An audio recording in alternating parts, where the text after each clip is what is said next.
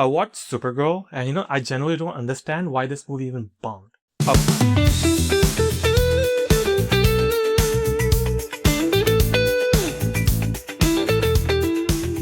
Welcome back to Tanveer Talks, and I'm Tanveer.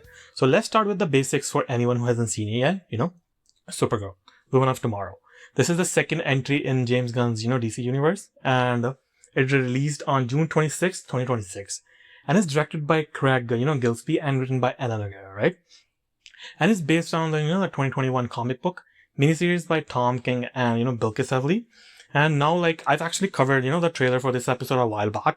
You can go back and see it, right? And in that episode, I said that at time, the story felt like it was going to follow the comic closely, and I was kind of right? So that episode is actually linked in the description if you want to go back and check it out. So, but for now, what is the actual story here? We don't know, right? Kara Zor-El, Supergirl, is celebrating her 23rd birthday alone on a planet with a red sun, drinking, bar hopping, basically, right? Right away, this tells you, this is not the Supergirl you grew up with. This is not the bubbly, cheerful, hopeful version of the character, right? This is a woman, who survived the destruction of her planet, entire world, basically, right? Who watched Krypton die, not as a baby like Clark, but old enough to remember every single person, right? She knows that she lost her dad, her mother, everyone, right? And unlike Clark, she never really, found a home on Earth either. She arrived decades after him, basically, right? So this is a Kara who's adrift, grieving, angry, and completely done, pretending she's okay, right? And then she meets Ruth. Ruth is like a young alien, girl, whose father was murdered by a man named Krem of the Yellow Hills. Ruth basically wants revenge, and she figures, Supergirl is exactly the kind of person to, help her get it. And Kara, at first, when she meets her first time, she's not interested, right? And then, Krem poisons Crypto, the super dog, gets poisoned, and, now it actually becomes personal. Now Kara has a ticking clock. 3 moon rises, to hunt, Krem across the galaxy, before Crypto dies.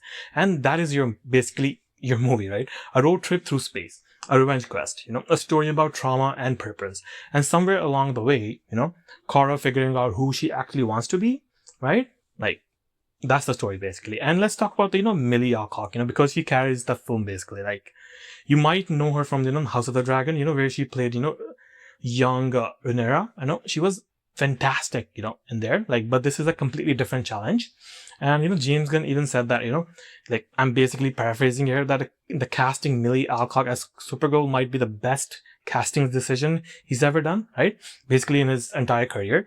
And that's a big statement, right? But after watching this film, right, I'm not gonna argue with him, basically, right? What Milly brings to this role is something, really hard to fake, right? She doesn't play Kara as a hero who has it together. She plays her as, someone who's genuinely broken and figuring out in the real time, right? And there's an edge to her, right? A rawness, basically, You believe that this person has been carrying something impossible for a very long time. And then there are moments, fight sequences, moments of, clarity, where you see the hero underneath all of that pain, basically, right? And, those moments hit hard, because she earned it, right? And the chemistry between, her and Eve Ridley, who plays basically Ruth, is also kind of good, right? Ruth is, I'm gonna say, she's whiny, right? But the relationship between the two of them, grows naturally. And by the end, you actually care about both of them. And now let's, for Jason Momoa, who plays Lobo, every single time this man appeared on the screen, I was grinning. Lobo is like a space mercenary, a bounty hunter with, zero filter. He's basically the wild card for the, DC universe. And the Momoa was born to actually play this role, You already know, Jason Momoa has charisma for days, right? But what works here is that, he completely commits. There's no winking at the camera, no holding back, right? He's fully in this, character, and it is immensely entertaining, basically, right? And every scene he's in, the energy basically shifts. He and the Supergirl team up against Krem's crew at one point, and it is exactly as fun as it sounds, right? If DC gives Lobo a solo film or a series at some point, I'm watching it day one, basically no question asked, right? But one thing this film does really, well, that I don't think people are talking about it enough is the world building, right? Craig Gillespie, so the film with its 9 distinct worlds, each one with its own language, its own look, its own feel.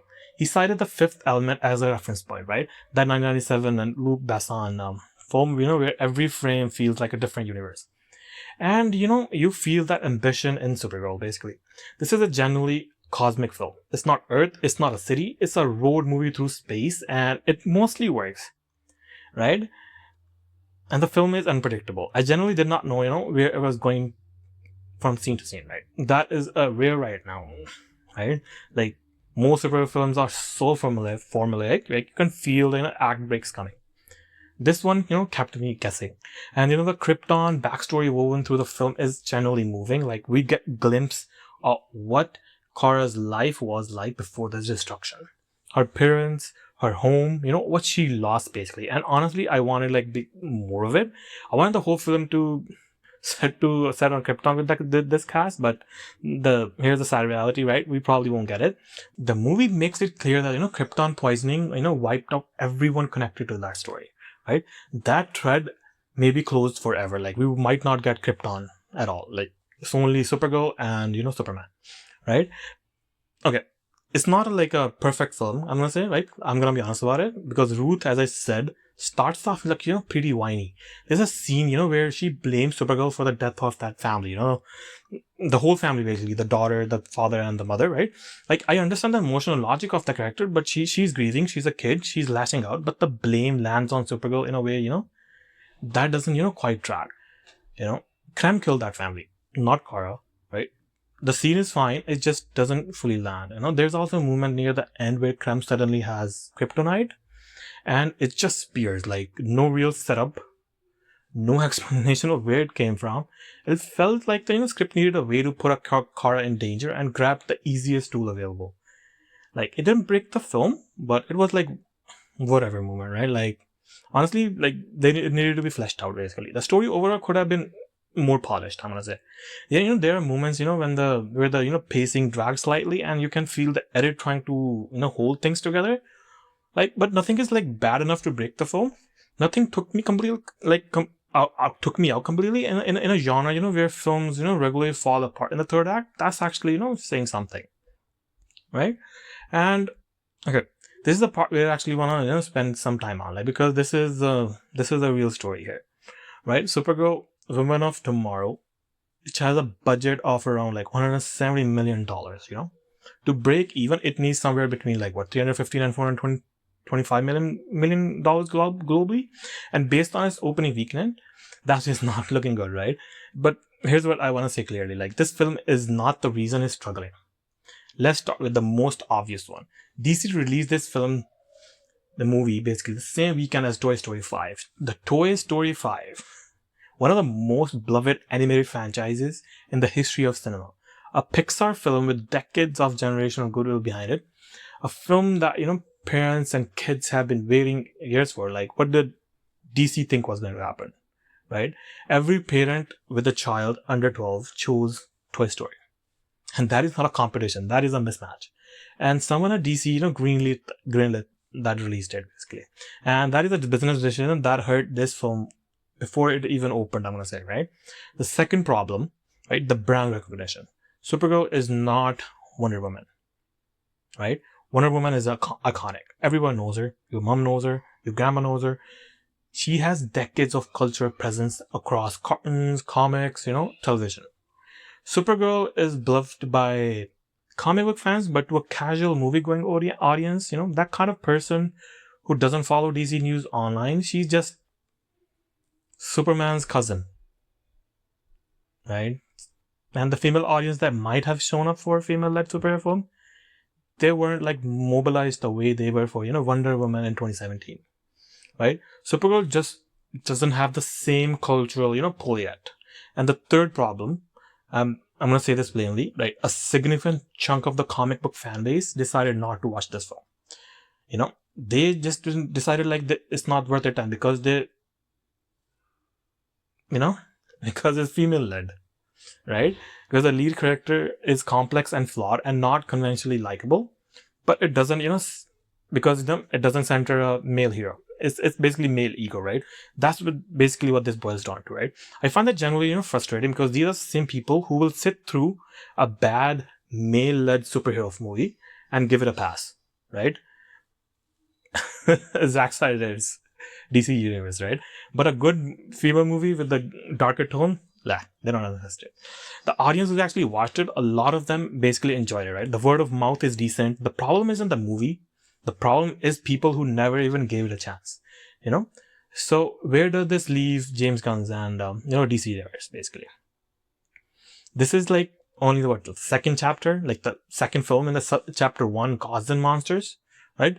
Superman last year grossed, almost $620 million worldwide.